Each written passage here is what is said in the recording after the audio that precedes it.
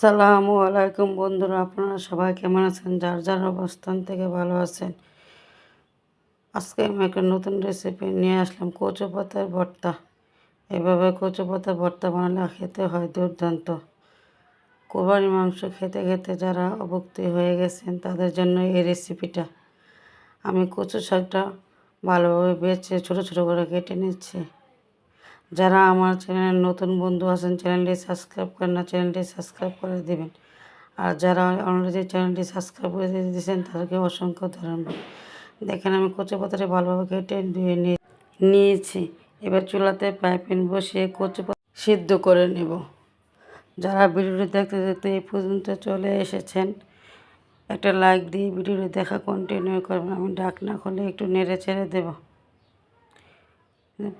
তলায় যদি লেগে না যায়। এবার আমি দিয়ে দেবো অল্প একটু লবণ আর কয়েক কোয়া রসুন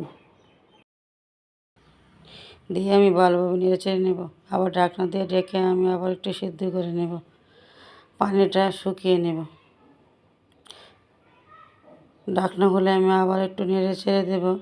দেখেন পানিটা টেনে গেছে। এবার আমি একদম শুকনো শুকনো করে নেব, একটুও যাতে পানি না থাকে। পানি থাকলে গলা চুলকাবে। এভাবে কচু পাতা ভর্তা বানিয়ে দেখবেন, খেতে হয় দুর্দান্ত। আমি 4-5টা শুকনো মরিচ ভালোভাবে ভেজে নেব। উল্টে পাল্টে ভালোভাবে ভেজে নিয়েছে, এবার নামিয়ে নেব। এভাবে মরিচটি ভালোভাবে ভেঙে নেব।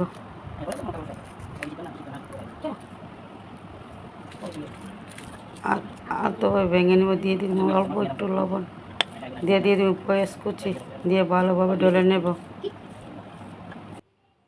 এবার কচু পাতা দিয়ে দেব,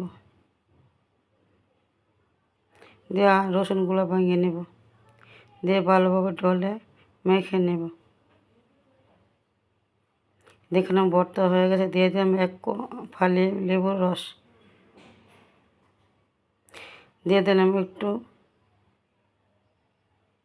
সরষের তেল। এবার ভর্তা রেডি হয়ে গেছে। খেতে দেখেন কত সুন্দর হয়েছে।